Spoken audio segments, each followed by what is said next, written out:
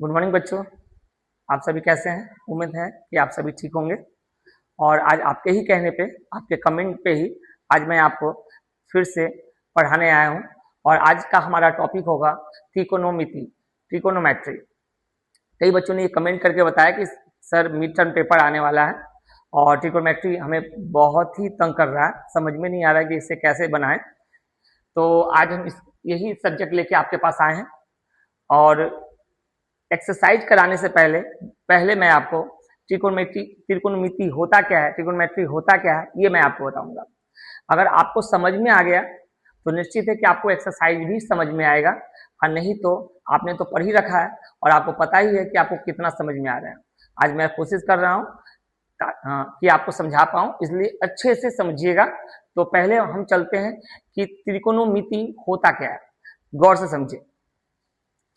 मैंने इसलिए लिख रखा है ताकि आपको कम समय में ज्यादा पढ़ा पाऊं, ज्यादा समझा पाऊं। A word which describe the relation between the angles and sides of right angle triangle is called trigonometry. कहने का अर्थ यह है कि एक समकोण त्रिभुज के बीच उसके एंगल और उसके एंगल यानी कोण और उसके भुजा के बीच के संबंध को हम त्रिकोणमिति कहते हैं। मैंने हिंदी में भी इसे लिख रखा है, आप नोट कर लेना। वह शब्द जो समकोण त्रिभुज के कोणों और भुजाओं के बीच संबंध का वर्णन करता है, उस शब्द को हम त्रिकोणमिति कहते हैं। फिर से ध्यान रखें कि एंगल यानी कोण, साइड यानी भुजा जब किसी समकोण त्रिभुज में दर्शाया जाता है और इन दोनों के बीच में जो संबंध दिखाया जाता है, दर्शाया जाता है, उसे हम त्रिकोणमिति कहते हैं। यानी वह शब्द जो किसी समकोण त्रिभुज के बीच उसके कोण और उसकी भुजाओं के बीच संबंध दर्शाता है, उसे हम त्रिकोणमिति कहते हैं। देखिए, मैंने इसका फिगर बना रखा है। मैंने एक ट्राइंगल बना रखा है। उस ट्राइंगल में एक एंगल राइट एंगल है जो कि 90 degree, right angle means 90 degree के एंगल को हम राइट एंगल कहते हैं, यानी समकोण कहते हैं। ये एंगल जो है राइट एंगल है। इस एंगल में समकोण के सामने वाली जो भुजा होगी, यानी जो साइड्स होगा, समकोण के सामने वाली जो भुजा होगी यानी जो साइड्स होगा, वो हाइपोटेनियस कहलाता है, यानी जिसे हम हिंदी में कर्ण कहते हैं, जिसे हम हिंदी में कर्ण कहते हैं। ध्यान रखना बात को कि इस राइट एंगल में सबसे बड़ी अगर हम कहें एंगल है तो वो है 90 डिग्री का एंगल, जिसे हम राइट एंगल कह रहे हैं। और उसके सामने वाली भुजा इन तीनों भुजाओं में सबसे बड़ी होती है, यानी इन दो भुजाओं से बड़ी होती है ये सामने वाली भुजा। समकोण के सामने वाली भुजा हाइपोटेनियस कहलाता है, जिसे हम हिंदी में कर्ण कहते हैं। और ये भुजा सबसे बड़ी भुजा होती है, यानी सबसे बड़ी साइड होती है। अब देखें, यहां पर मैंने लिखा है P, यानी P का मतलब होता है परपेंडिकुलर, यानी हिंदी में कहें तो लंब। और यहां मैंने लिखा है बेस, यानी B मतलब बेस यानी आधार। अब मैंने इसे परपेंडिकुलर बनाया है, मैंने इसे बेस बनाया है, और ये हाइपोटेनियस यानी कर्ण है। देखिए, इन तीनों में एक सबसे कॉमन बात मैं आपको बता रहा हूं, ध्यान रखना बात को, कि जो H वाला बंदा दिखाई दे रहा है आपको, H जो टर्म दिखाई दे रहा है, मैंने इसे बंदा कहा है ताकि आपको दिमाग में रहे इस बात। H वाला जो है, ये H वाला जो बंदा है वो अपना स्थान कभी नहीं छोड़ता। ये जहां है बस वहीं पे रहेगा, इसे हम बदल नहीं सकते। इन तीन भुजाओं में ये जो H है वो अपना स्थान कभी भी नहीं छोड़ेगा, वो जहां है वहीं रहेगा। समकोण के सामने वाली जो भुजा होगी वही आपका कर्ण होगा, यानी हाइपोटेनियस होगा। ये जगह अपना कभी नहीं छोड़ता, जहां पे है वहीं रहेगा। लेकिन ये जो आपको दिखाई दे रहा है P और B, इनका स्थान बदल सकता है, इनका स्थान बदल सकता है, ये फिक्स स्थान नहीं है इनका, ये ध्यान रखें आप, क्योंकि ये फिक्स स्थान नहीं है, इसलिए हो सकता है कि बी यहां आ जाए और पी यहां आ जाए। कंफ्यूज मत हो, आपको मैं समझा रहा हूं। अगर ये एंगल यहां एंगल बनेगा, याद रखें, अगर एंगल यहां बनेगा तो ये ध्यान रखिएगा कि जहां एंगल बनेगा, ये समकोण एंगल की बात नहीं, मैं समकोण की बात नहीं कर रहा हूं, 90 डिग्री एंगल की बात नहीं कर रहा, मैं यहां की बात कर रहा हूं। अगर ये एंगल बनेगा, जहां मैंने एंगल क्या बनाया है, थीटा, थीटा के सामने वाला जो साइड होगा वो हमेशा परपेंडिकुलर होगा। और इसको, क्योंकि आपको मैंने कहा कि ये तो फिक्स होता है, तो एच मिल गया आपको, थीटा के सामने वाला आपको मिल गया परपेंडिकुलर, तो जो बचा वो क्या होगा, आपका बेस होगा, याद रखिएगा। लेकिन अगर मैं ये कहूं कि नहीं, मैं ये थीटा यहां ना बना के मैं यहां पे थीटा बना रहा हूं, तब पी कौन सा होगा? तो मैंने अभी आपसे कहा कि इस एंगल के सामने वाला जो साइड होगा वो पी हो जाएगा, और जो बचा वो आपका बी हो जाएगा। याद रखिएगा इन चीजों को। 90 डिग्री इस ट्राइंगल में, इस समकोण त्रिभुज में सबसे बड़ा एंगल 90 डिग्री है। इसके सामने वाला जो साइड होगा वो हाइपोटेनियस होगा, यानी कर्ण होगा, जो कि इन दोनों भुजाओं से बड़ी होती है। जिस जगह पे एंगल बनेगा उस एंगल के सामने वाला जो साइड्स होगा वो क्या बनेगा, परपेंडिकुलर यानी लंब, और जो बच जाएगा वो बेस होगा, क्योंकि तीन ही साइड्स होते हैं ट्राइंगल में। इसे आप नोट्स कर लें, मैं इसे आगे बताऊं। आपने नोट कर लिया होगा पहले से ही। अब देखिए,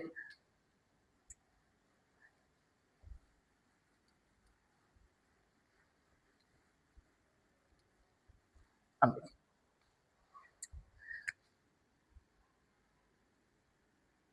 इस फिगर को चाहे ऐसे बनाएं, चाहे इस फिगर को हम ऐसे बनाएं, जहां 90 डिग्री का एंगल बनेगा उसके सामने वाला ही आपका एच होगा। यहाँ 90 डिग्री का एंगल बनेगा, इसके सामने वाला ही एच होगा, एच में कोई परिवर्तन नहीं होगा। फिगर चाहे इस तरह से बने, कोई फर्क नहीं पड़ता। 90 डिग्री का एंगल यहां बनेगा तो इसके सामने वाला ही आपका एच होगा।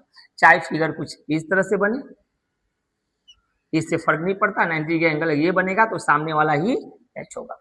एच हर जगह फिक्स है, एच में कोई भी चेंजिंग नहीं होगी। एच हमेशा 90 डिग्री के सामने वाली जो भुजा होगी वही आपका एच होगा। हाँ, लेकिन पी और बी में चेंजेस हो सकते हैं उसके एंगल के हिसाब से। अब मैं आपको बता रहा हूं, ध्यान से सुनिए बात को।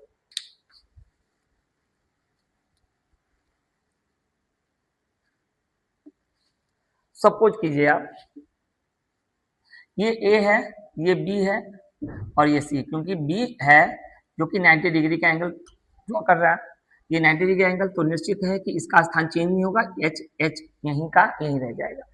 अगर मैं ये कहूं आपसे कि मैंने अभी थोड़ा देर पहले ई से थीटा लिया था, यानी एंगल सी को थीटा बनाया था, तो साइन थीटा यानी साइन सी, अब थीटा हटा देते हैं, हम एंगल सी से ही चलते हैं।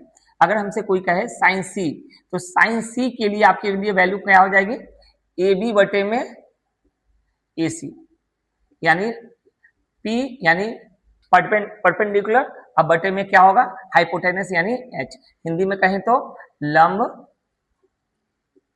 बटे में कर्ण। अगर कॉस ए कोई सी कहे तो क्योंकि बेस ये होगा, क्योंकि एंगल है तो नीचे वाला बेस, इसके सामने वाला तो परपेंडिकुलर होगा, तो बी सी यानी बी सी बटे में आपके पास ए सी, यानी हम कहे तो आपके पास बी ई।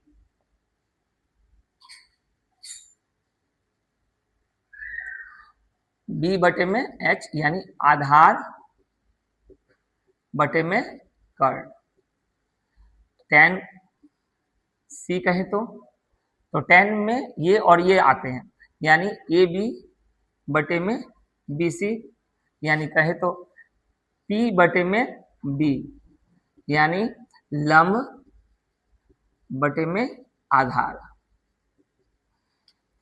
इसके बाद इसके तीन और होते हैं जो कि जस्ट इसी के उल्टा होते हैं। जैसे अगर मैं कहूं कॉट, कॉट सी, तो कॉट सी में क्या हो जाएगा, ये उलट जाएगा, यानी यानी बी सी बटे में ए बी, यानी बी बटे में पी, यानी आधार बटे में क्या होगा, लंब। आगे कॉस, आगे आपका सेक हुआ, सेक का भी आपका जस्ट इसी का उल्टा, जस्ट इसका उल्टा, यानी आपके पास ए सी बटे में बी सी, यानी एच बटे में बी, यानी कर्ण बटे में क्या हो जाएगा, आधार। इसे उतार लें आप।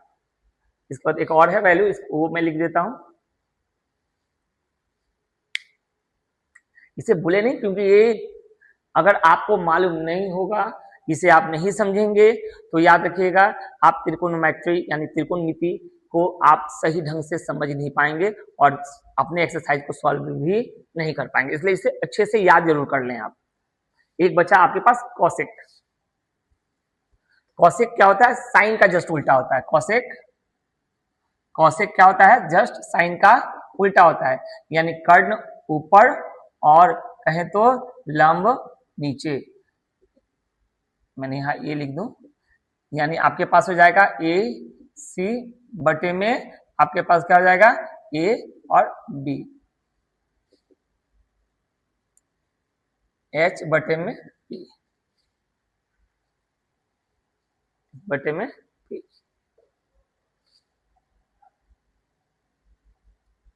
पहले एच लिख दूं और इधर लिख दूं, एक ही समान हो जाएगा, यानी कर्ण बटे में लंब।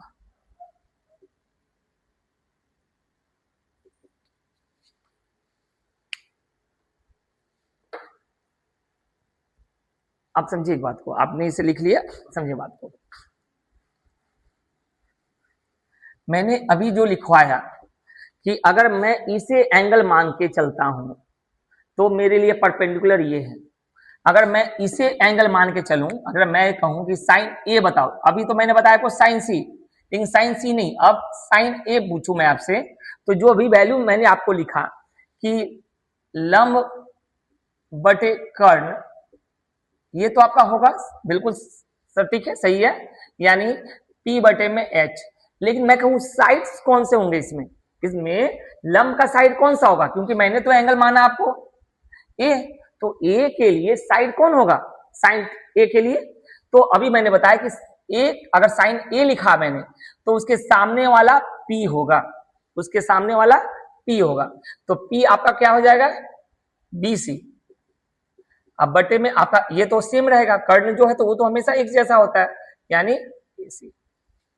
अगर मैं कहूं कॉस ए के बारे में, तो जब ये का है तो ये तो P हो गया, तो बचा क्या है यहाँ पे, ये एंगल, ये सॉरी ये साइड, तो आपके पास साइड यानी पहले हम क्या लिखते हैं, आधार बटे में कर्ण। तो आधार आपका क्या है यहाँ पे, आधार आपका बन जाएगा ए बी, यानी बी बटे में एच, यानी ए बी, अब बटे में आपका ए सी, तो वही का वही रहेगा, वो तो चेंज ही नहीं होता, ये आपका, ये ध्यान रखें। अब हम सीधा चलते हैं सीबीएसई के चैप्टर नंबर, एक्सरसाइज नंबर 8.1 में कुछ क्वेश्चन करा रहे हैं। अगर इसमें आपको समझ में नहीं आया है कि मैंने ए क्या बोला, सी क्या बोला, एंगल ए के बारे में, एंगल सी के बारे में, तो आप क्वेश्चन से समझ जाएंगे, गौर से देखें आप।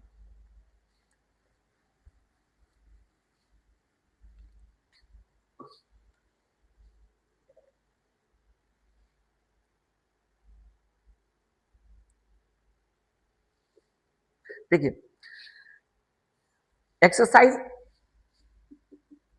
8.1 बुक अगर आपके पास हो तो ठीक है, एक बार निकाल लें बुक को और क्वेश्चन को देखें। क्वेश्चन लिख रहा है, in triangle ABC, in triangle ABC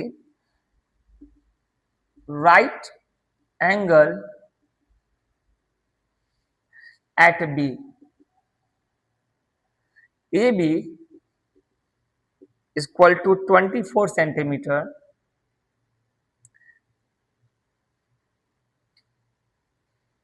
BC equal to 7 centimeter. Determine mine question 1 sine A comma cos A. Second question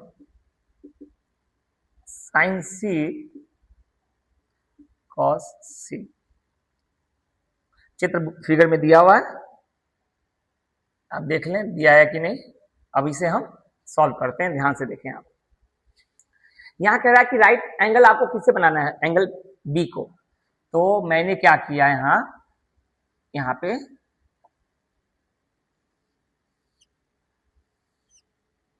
जो कह रहा है वो करो। बी राइट एंगल यानी 90 डिग्री, तो इसके सामने वाला क्या हो जाएगा, एच। ये तो ध्यान रहेगा आपको। अब देखिए यहाँ पे कह रहा है कि ए बी जो है 24 है। ए बी आपके पास क्या है, ए, और इसे सी मान लेते हैं। ए बी आपके पास क्या है, आपके पास 24 सेंटीमीटर। ए बी क्या है 24, और आपके पास बी सी क्या दिया हुआ है 7 सेंटीमीटर। एच आपको पता नहीं है, एच अभी आपको पता नहीं है, तो आपने पाइथागोरस रूल पढ़ रखा है, और इसमें भी मैं आपको बता देता हूं कि कैसे निकालते हैं, ध्यान से देखना आप। जब तक मुझे एच नहीं पता होगा, क्यों, तब तक मैं साइन ए की वैल्यू नहीं लिख सकता, कॉस ए की वैल्यू नहीं लिख सकता, क्योंकि साइन में एच आता है, पी अपॉन में एच होता है, यानी हाइपोटेनियस होता है। तो एच निकालना होगा, तभी हम इसकी वैल्यू आगे आपको बता पाएंगे। देखिए अगर एच आपको निकालना है तो सिंपल सी बात, सबसे पहले आप इसको देखिए, यहाँ ए बी कितना दिया हुआ आपके पास, ए बी आपके पास क्या दिया 24, और बी सी क्या दिया हुआ है आपके पास 7 सेंटीमीटर। आपको निकालना क्या है, ए सी यानी क्वेश्चन मार्क, ये आपको निकालना है। तो पाइथागोरस रूल ये कहता है कि जब भी आपको एच निकालना हो, एच यानी ए सी निकालना हो, तो ए सी इक्वल टू होता है रूट अंडर ए बी का स्क्वायर आप प्लस बी सी का स्क्वायर, यानी कहने का मतलब है, लिख देता हूं मैं यहाँ पे कि h इक्वल टू होता है रूट अंडर p का स्क्वायर प्लस b का स्क्वायर। यही चीज मैंने यहाँ पे लिखा है, जो इसकी साइड से मैंने इसके p कौन, इसका कोई भी p आप ले लीजिए, चाहे ये p ले लीजिए या p लीजिए, क्योंकि अभी इसमें p फिक्स नहीं है, अभी इसमें p फिक्स नहीं है।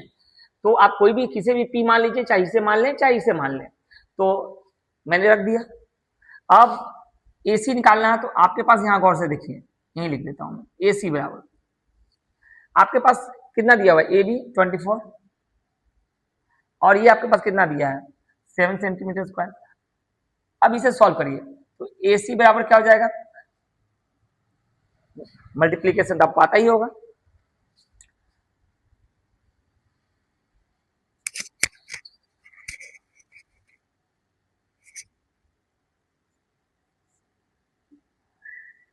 फाइव 7 6, और ये क्या हो जाएगा 49।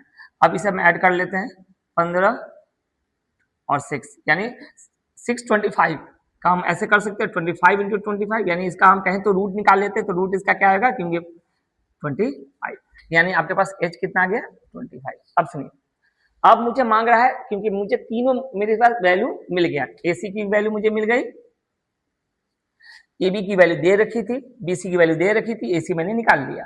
अब क्वेश्चन नंबर 1 कह रहा है कि साइन ए की वैल्यू क्या होगी। देखिए ए कहने का मतलब, तो ए कौन है, ये आपका एंगल ए है, तो मैंने कहा कि ए के सामने वाला जो साइड्स होगा ये क्या होगा, परपेंडिकुलर होगा।